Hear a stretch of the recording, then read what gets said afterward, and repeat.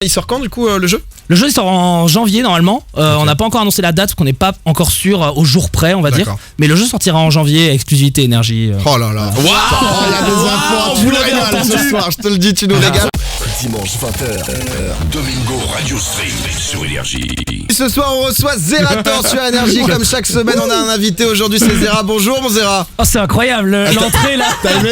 Ah ouais c'est vachement bien. Oh ça bosse les jingles, ça bosse. Oh c'est incroyable, je suis hyper impressionné. Ça nous fait super plaisir de t'avoir avec nous. T'es monté donc à Paris pour la Paris Games Week. Tout à fait. On en parlait un peu justement cette semaine parce qu'on y était tous aussi dans l'équipe. Ouais. On est aussi en live sur Twitch comme chaque dimanche vers 20h45. Donc n'hésitez pas si vous avez des questions. On prendra les questions aussi du chat si vous voulez nous voir, que vous avez l'habitude d'écouter Énergie, twitch.tv/Domingo. Vous pouvez faire les deux comme ça. Mon Zerator, j'ai envie de te poser une question parce que c'est vrai qu'on se connaît très bien parce que ça fait maintenant longtemps qu'on évolue ensemble. Comment est-ce que tu te présenterais justement? Quelles ont été les grandes étapes de ton parcours qui commence maintenant à être long? Non mais c'est très simple. Zerator, Adrien, Montpellierin, créateur de contenu, streamer sur internet, de jeux vidéo. Point. Bah parfait. Voilà. Écoute, ça va pas plus loin. Moi je fais pas ça d'habitude, je bégaye moi. ça prend. Non, ça va. T'en fais pas. Mais c'est vrai que t'as commencé il y a très très longtemps, 2010 si je dis pas de c'est ça, en 2010 ouais. T'as été un des premiers. Qu'est-ce qui t'a motivé justement à te lancer alors dans le stream, dans YouTube? Parce que c'est vrai que le stream c'est un truc qui émerge de plus en plus, mais c'était YouTube quand même avant qui était plus connu. Ouais, alors ça va paraître très vaniteux, mais en fait j'ai vu un mec en faire et je me suis dit que c'était un peu naze. Et en fait, non mais je suis désolé, ça fait très vaniteux. On est toujours cru ici. Et en fait c'était une compétition d'un jeu à l'époque qui s'appelait Starcraft, un jeu très vieux que plus personne connaît. Et en gros, je me suis dit ce mec-là met pas assez d'énergie et de patates. Il faisait un commentaire très descriptif du truc et je pensais qu'il fallait mettre un peu plus de spectacle et de pêche. Et je me suis dit j'aimerais bien essayer. Et j'ai essayé et j'ai envoyé une sorte de mail. Je vais pas dire CV parce que c'était 3 lignes, genre je peux essayer.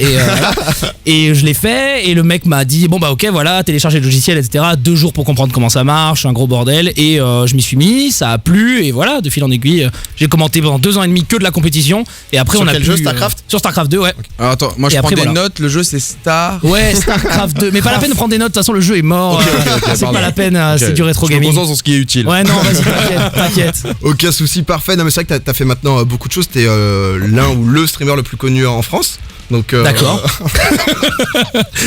Attends, je prends des notes. Le streamer le plus connu. Ça va être un sondage en France. C'est vrai que pour les gens qui nous connaissent pas, c'est assez dingue. Comment tu t'es lancé dans le jeu vidéo? Je me demandais. Mon frère, j'ai un frère qui a 15 ans de plus que moi. Ok. C'est beaucoup. Et en fait, il avait tous les premiers ordinateurs, il avait les premières consoles, et du coup, je le regardais beaucoup. Il streamait presque pour moi finalement. Et même si en fait, quand j'avais 8 ans, il est parti à Paris pour ses études, etc. Donc on n'a pas vraiment vécu ensemble au-delà de quand j'avais 8 ans. Et en fait, voilà, c'est lui qui m'a introduit au monde du jeu vidéo, etc. Après, on a eu le PC familial à partager avec les frères et sœurs, parce que je suis dans une fratrie, on est 4. C'est une crise ça ou pas d'avoir. C'est un cauchemar. Parce que j'ai jamais eu. Moi, je suis fils unique. J'avoue que j'avais un seul PC, j'étais calé, tu vois. Moi j'étais trop bien avec toi. Ouais. Franchement, c'était du sang et des larmes. Ah ouais. Je te le dis vraiment. T'es le plus petit de la famille? Je suis le plus petit, ouais. Ah ouais, c'est mort. J'ai une sœur qui a 7 ans de plus que moi, une sœur qui a 10 ans de plus que moi et un frère qui a 15 de plus que moi. Ah ouais. Donc le plus petit de très loin. Donc t'as beaucoup regardé le PC quoi, plutôt qu'il jouait. Ouais, j'ai beaucoup regardé. Surtout qu'à l'époque, t'avais un certain nombre d'internet. C'est ça, les heures.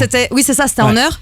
Et du coup, si t'as 3 heures d'internet et que ton grand frère, vu que par principe il est plus grand donc il y passe avant toi, il a fait 2h30. C'est fini quoi. Il a fait 2h30 J'ai aussi 2 grands frères donc. On voit que tu sais un peu de quoi tu parles, Alicia justement. Bon alors c'est vrai que c'est un peu compliqué de résumer tout ton parcours parce que t'as fait quand même beaucoup de choses. Donc t'as fait pas mal de structures dans les web TV, t'as créé ta propre structure. T'as fait. C'était quand? C'était en 2013. 2013, ça a été une expérience que t'avais envie de faire, te lancer justement en solo, te détacher un peu de tout ça et créer ton propre truc. C'était vraiment un alignement de planètes. En fait, c'était pas quelque chose qui se faisait à l'époque, mais on m'a proposé de le faire en association avec une autre structure et j'ai accepté sans trop savoir dans quoi je me lançais. Et j'ai découvert le monde de l'entrepreneuriat avec ses points positifs et ses points négatifs. Ça m'a fait tomber de très haut sur notamment les coûts de l'entrepreneuriat en France, etc. Mais c'est aussi quelque chose qui m'a beaucoup plu, de construire quelque chose de A à Z avec des gens. Je me suis associé avec des gens et après j'ai été porté dans d'autres projets qui m'ont amené à arrêter ce projet-là, en monter d'autres et ouais, c'est quelque chose.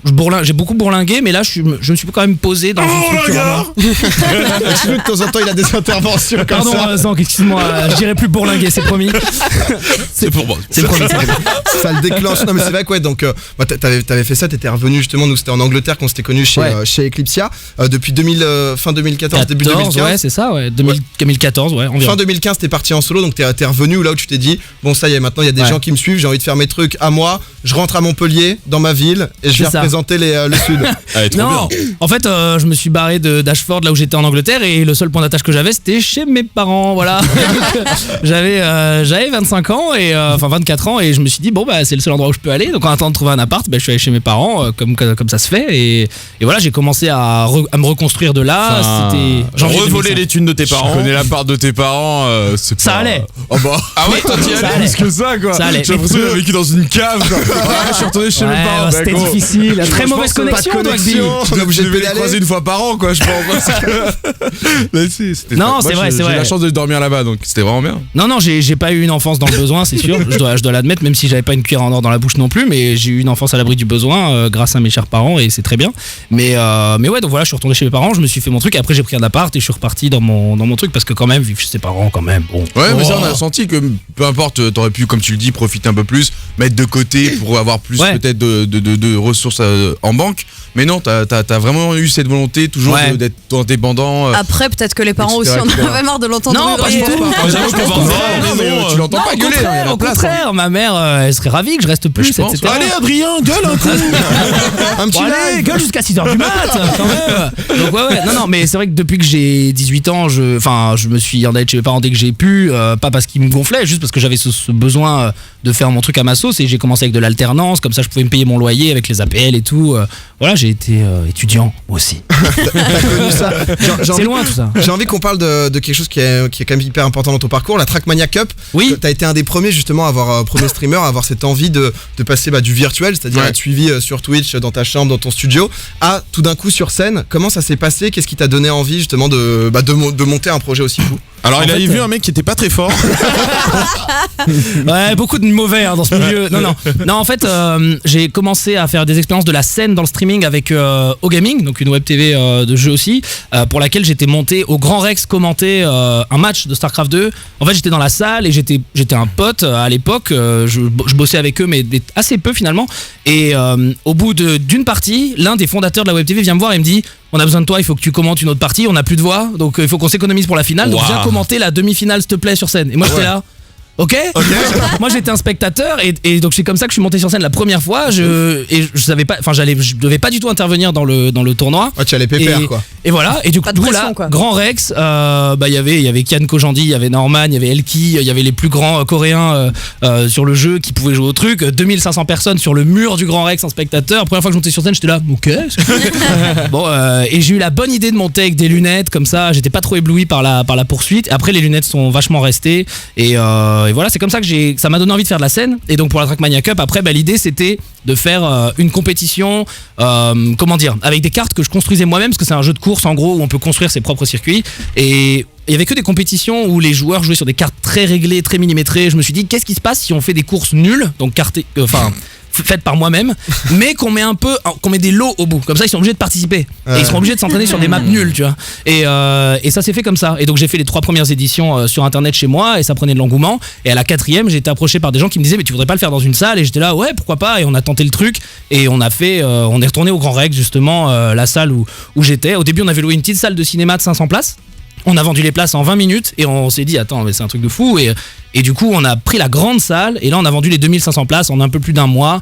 Et voilà, et c'est comme ça qu'est née la Trackmania Cup. Voilà. La dernière qui était au C'est Zénith fou, hein. de Toulouse là, Ouais. c'est, en juin dernier, donc c'est vrai que pendant le France-Argentine d'ailleurs, C'est avec vrai. tout le Zénith C'est vrai. qui s'était Où levé tu étais d'ailleurs. exactement, c'était un très très très bon événement au passage, voilà. Ouais, merci. En merci. place, Ouais, y a c'est aucun vraiment souci. sympa. Non, mais en tout cas, on est bien ici, on est bien, Oh, on est bien reçus. sur Énergie. Je le dis rarement. On est très bien reçus. Je l'ai dit, je le répète. Et tu le dis toutes les 5 minutes. Et ouais, j'ai un quota. Ouais, t'as déjà fait pas mal de radio, t'as déjà fait ce genre d'expérience? Oh non, j'étais passé au journal high-tech de Pépé Garcia sur Énergie, mais sinon c'est tout. Je crois que c'est ma seule expérience. Ah bon, tu connais la meilleure radio. c'est Ouais, cool, j'étais quoi. assis à la place de Dwagby pour être honnête. C'est vrai. Oh, Ici j'étais ici là, Oh, trop bien. exactement. Comme quoi, il y a que les. Bref. Yes. Allez. On est chaud ce soir. hein. Allez, ce soir, le punchline, on est très très bon. hein. C'est mieux les autres dimanches. Moi, je suis gentil, c'est de l'interactivité. Je laisse les gens finir les punchlines. Finissez les punchlines. Ah, il est faites-nous mort. plaisir. Allez, allez. Il y a Mister MV sur le chat, merci yo. Il est mal, La porte de sortie sur le chat. Il est très très Ouais, mal. Mister MV, ouais. Une longue journée pour Dwagby. Domingo, Alicia, Douag, tous les dimanches, 20h minuit, sur Énergie.